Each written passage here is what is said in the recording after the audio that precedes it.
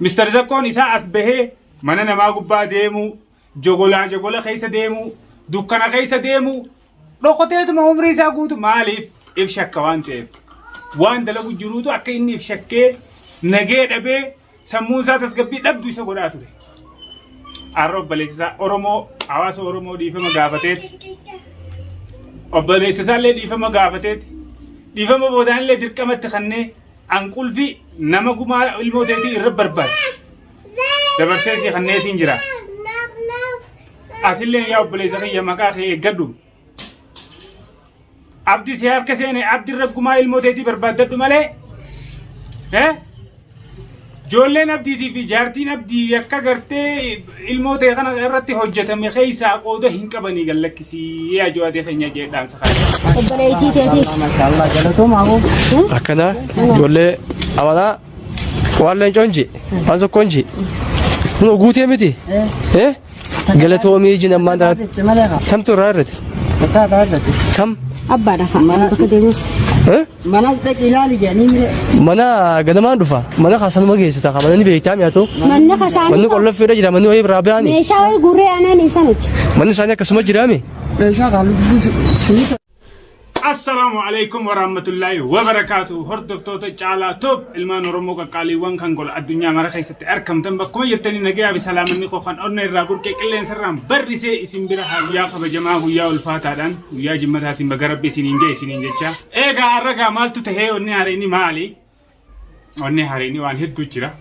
Taateen hedduu jira. Keekiyyaa kottu taa'imee kottu salaamu alaikum jilla. Bye jimmee kottu jimmaa mubaaraka jilla. Chilaale. Alleen كيف حالكم جي وني هاريني قاوا هدو دا جرا صاحبنا كينيا قالين مستر جوادين جولي أبدي تي في هذا منا ورا أبدي أبليس سيت جولي بياداس أبليس كنّي دبرسي خنّي جرا وان أجايبا وان نما بونسان نما جمّتشي ساد دلقي good وان أجايبا وان نما بونسان دلقي جاي Eegame isaas video isaas akkuma laaltanii agartan sanitti baay'ee takkana gammachiisee wanni inni dalage baay'ee takkana boonse deebii dhaamsa eenyu Zakkoon jawaadeedhaa kaaye jawaadeenis hojiirra oolchee jira gaa'ii Zakkoodhaas waan inni je'es mee guutuu akka dhageeffanneeti walitti deebinaa. Waan kana laalee waan bireessahiyyaa fama godhee dhiise. نافقة أما ده فتن دكتور فلسطيني ما أعرف جنّا زبان تنو كورنودا قدّانا ما غنّي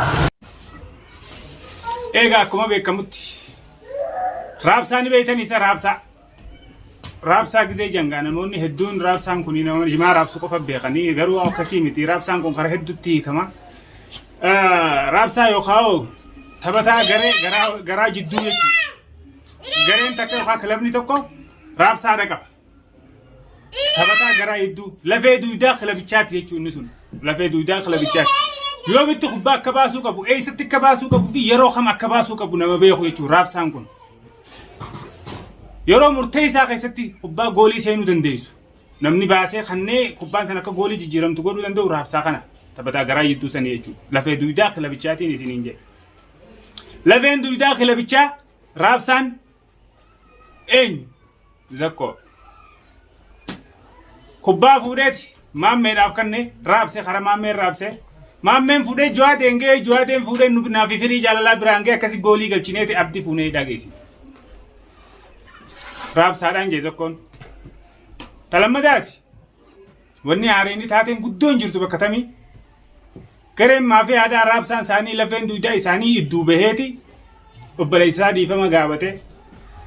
Meeqa fi takkaan isin gaafadha gaafiin sun maali yoo hojjetan taate maali namni yeroonii fi shira dalagu jiru yeroo waan rabbiin hin feene dalagu jiru ifatti as bee hawaasa keessatti nagee qabamoo tasgabbii qabamoo yeroo nagee qabu yeroo khayrii dalagu jiru irra tasgabbii qaba nagee qaba gammachuu qaba yeroo khayrii dalagu jiru namni gammachuu qaba yeroo khayrii dalagu jiru hawaasatti as bee ifa bee deemuu danda'a. Mr. Zakkoon isaa as bahee mana namaa gubbaa deemu jogola keessa deemu dukkana keessa deemu dhokoteetuma umrii isaa guutu maaliif if shakka waan ta'eef waan dalagu jiruutu akka inni if shakkee nagee dhabee sammuun isaa tasgabbii dhabdu isa godhaa ture. Arra obboleessisaa Oromoo hawaasa Oromoo dhiifama gaafateeti. Obboleessisaallee dhiifama gaafateeti. Dhiifama boodaallee dirqamatti kannee anqulfi nama gumaa ilmooteetii irra barbaade. Dabarsee si kanneetiin jira. Atillee yaa obboleessa kiyya maqaa kee eeggadhu.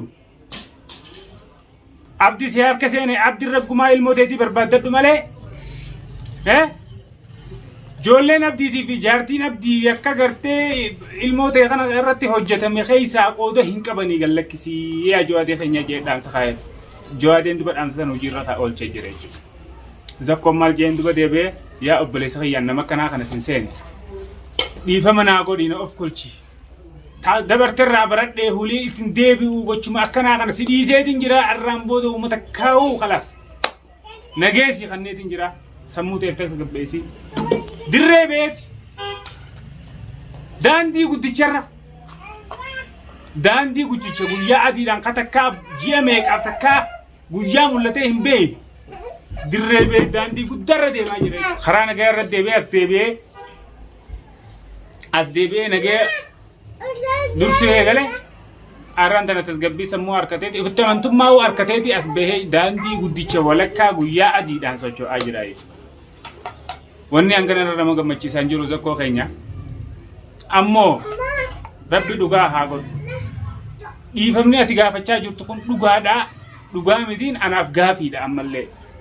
Maaliif gaafiidha yoo jettan taate yoo keessa keetii fi ilaalcha keetii fi waan ati yaadde siifi rabbi addunyaa tana guutuu uume qofaatu beekuu danda'a waan ta'eef an beekuu waan hin dandeenyeef anaaf gaafiidha. Shakkiin ana keessa numa jirti ammallee na keessaan dhumne qulqulluune. Maaliif keessa kee arkuu waan hin dandeenyeef an ilma namaa nama akka keetii waan hin ta'eef jecha siin shakka ammallee. Garuu immoo yoo dhugumaan toobbattee dhugumaan akka jettu kun dhugaa ta'ee tasgabbii dila kana sii kannee gartee nagee kana buufatte alhamdulillahi rabbil aalamiin baga rabbiin asiin nugee kana hunda nu garsiise. Garuu wanni haarayni wanni guddoo ijoon dubbii eeysi jirti. Raabsaan garee maafii aadaa fakkeenyaaf gareen tokko osoo kubbaa taphachuu jiru raabsaan isaanii yookaan taphataan garaa jidduudha taphichi kilabtichi waan isarra ijaaramuuf yoo miidhame dirqama nama jabaa akka isaa tokko yoo hin qabaanne ta'e kilabni san moome akkasitiin beekamu. Warri kubbaa hordoftan hundinuu ni beektan waan kana. Zakkoon akka taphataa miidhamee tapha keessaa beetti ilaala ammaan tana maaliif isin keessa harka fudhatee waan karaa nagaa filatee jiru. Nama akka isaa bakka bu'aa waan dhabdaniif jirtaniif lafeen duudaa keessan bobbaasaan keessan isin keessa raabsaan keessan raabsaa yaadaa raabsaa istiraateejii isin jidduu waan utaaleef waan akka wanni gootan dhabame guyyaa tokko martanii kimiyaa fi ikraameen guyyaa lammataa cal ilaa hangammaa cal eeyna uuma socho'aadha. Maal eegu jirra amma yaa bobballeessine nutis namumaan nu fakkeesseeti jettanii dhuftanii harka kan nuu keessan eegaa jiru. Bakka jirtanii as bahuu ifatti wanni isin baasa. Mee akkam taatan duba raabsaan keessan isin harkaa galee obboleessisaa dhiifama gaafate mee eenyu namni hojii wallottan kun duraan isaa abbaan dhimmaati gargaartota isaa taatanii seentanii ikraamee abdii walaa kimiyaa hundi keessanuu abbaan taphaa gaggeessaan kilabichaa kilabni irra ijaarame zakkoodha jechuudha raabsaan galee dhiifama gaafate obboleessaati mee akkam ta'uuf bosona ta'esan isin qabsoon ta'esan ta'uu miti eenyurra qabsooytan eenyuuf qabsooytan. Eenyurra qabsooytaniin je maal eegu jirtan bosona keessa maaliif teessan gala harka kanna gumaa ilmoo namaatis baasa amma dafa cal jechuunis isin hin baasu barbaadu jirra isin barbaadu jirra isin harkinaan salaamaa ta'esan dhumatte guddaan keessan ajajaan keessan guddaan gale nagayaan.